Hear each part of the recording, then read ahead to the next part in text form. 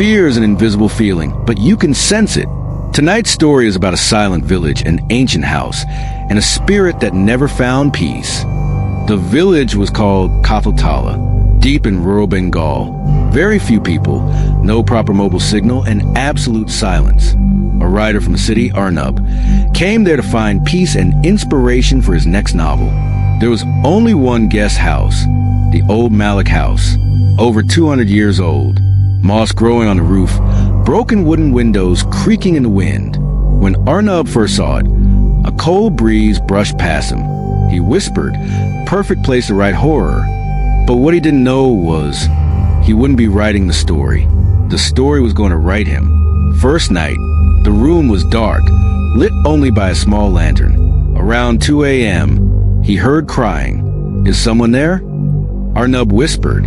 No reply. Just a soft whisper through the door crack. Help, me?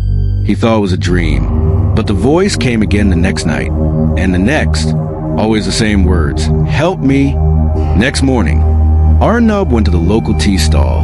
The chaiwala looked uneasy. You're staying in the Malik house? He asked. Yes, why? The old man sitting nearby went pale. Don't stay there, Babu. That house belonged to the Maliks. Their daughter, Charulta, was to be married. The day before her wedding, she went up to the rooftop for a selfie. They say her lover pushed her. She fell, died instantly. Some say her soul never left. People still hear her crying at night. That night, out of curiosity or madness, Arnab went to the rooftop at 2 a.m. Storm clouds loomed. Lightning flashed. Suddenly, he saw a woman standing at the edge.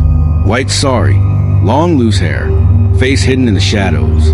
Are you Charulta? Arnab asked, trembling. She turned slowly, her eyes deep, empty.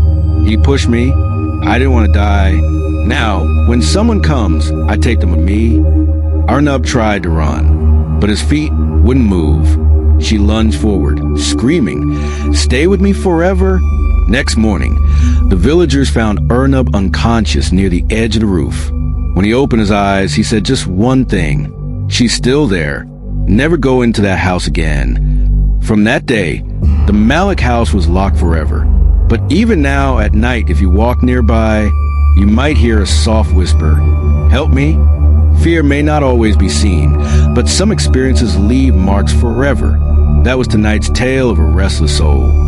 Do you know of any such haunted house around you? Let us know. Some objects are cursed not by rituals, but by memories. Tonight's tale is about a mirror, not one that shows your reflection, but one that shows what's watching you from the other side. Megla, a freelance photographer, booked a stay at Roy Villa, a colonial-era mansion turned into a heritage guest house in Shanapur. The staff were polite but distant. In her room, one object stood out, an enormous antique mirror framed in dark, carved wood. Ornate, heavy, and unsettling. The manager warned her, half jokingly, don't stare into the mirror after midnight. You might see something that stares back. She laughed it off. But that night, everything changed. Around 1:30 a.m., Megla returned from her rooftop shoot. The room was dark, except for the moonlight filtering through the curtains. She walked past the mirror, but something made her stop. Her reflection didn't move. She turned her head. The reflection kept staring straight ahead, eyes wide, fixed. A cold chill ran down her spine. She turned on the light, and the reflection returned to normal. She convinced herself, I'm just tired. Imagination. But the mirror had already noticed her. The next day, Megla visited a local antique collector. He looked horrified when she mentioned the mirror. That mirror was once owned by the Roy family. The youngest daughter, Shaktara, died in front of it. Her body was found sitting there, staring into the glass, eyes open, unblinking. They say her soul got trapped. She watches anyone who stays there.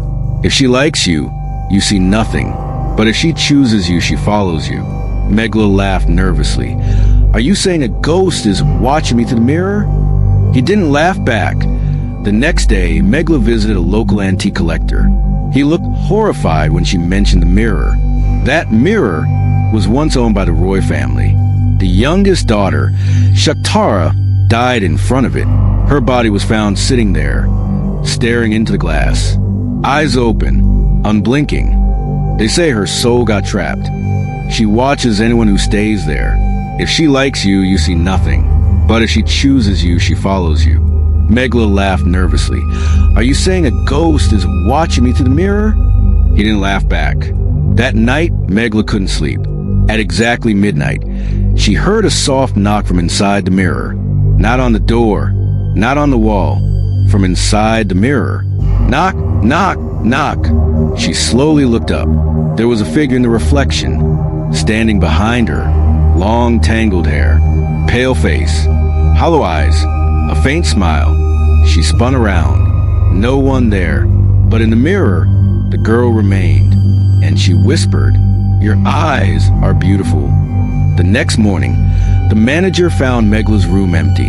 Her camera was still there, still recording, but she was gone, except in the mirror. Her reflection was still visible, standing still, eyes wide open. To this day, Roy Villa is still open to guests, but one room is always empty. Room 3, with the mirror that watches.